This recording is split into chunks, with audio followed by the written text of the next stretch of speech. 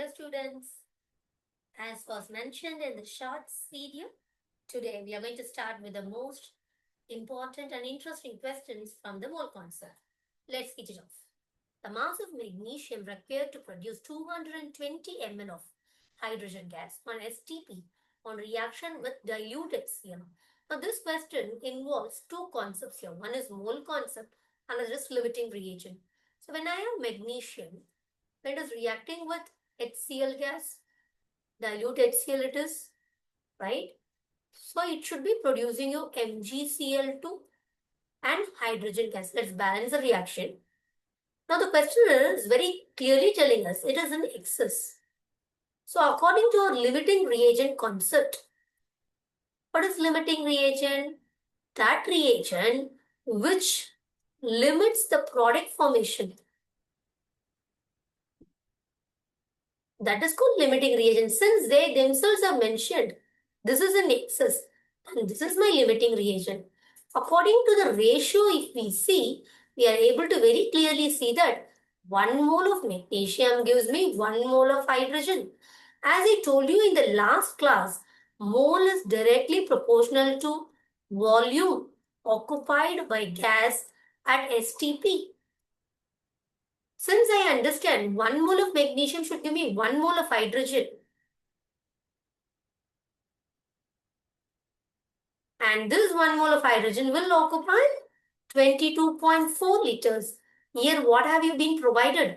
220 ml. So convert it into liters, which is 0.22 liters. So this will give me how many moles of magnesium? So which is just like a cross multiplication method that you follow here. So it is 1 into 0.22 divided by 22.4. This gives me moles of magnesium. But is that your question? No. The question is asking you for the weight of magnesium that was required. So as I told you again, moles is directly proportional to the weight of the compound as well. So here I find 0.22 divided by 22.4 moles of magnesium it is. The atomic mass of magnesium is 24. So into 24 grams gives you the mass of the compound. That's it. So simple. Let's go for the next question here. You provided the equivalent weight of the elements that is provided: lead, polonium, prosmedium, and platinum. Oh my god, I don't know which group are these elements. I don't know what this prosmedium. Don't worry, let's make it simple. Moles is directly proportional to mass divided by molecular mass, isn't it? So the one which is having the lower molecular mass will be having the highest moles here. What is your question? Question is asking you to find out the highest number of atoms. As I told you in the previous session, moles is directly proportional to number of atoms.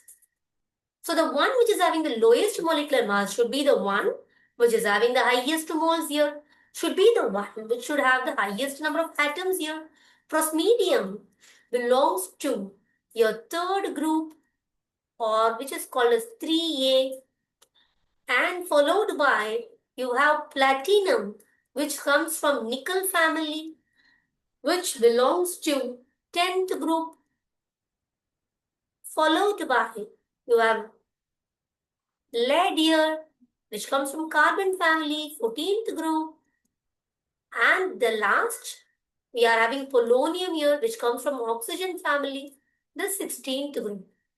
As you know very well, as I'm going like this, the mass has to increase. So among them, prosmodium should have the lowest molecular mass.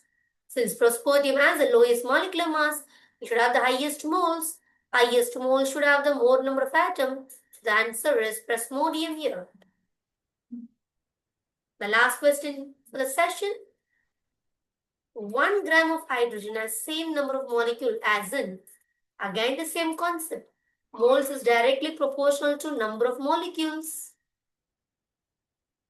How do you calculate moles? It is weight divided by molar mass.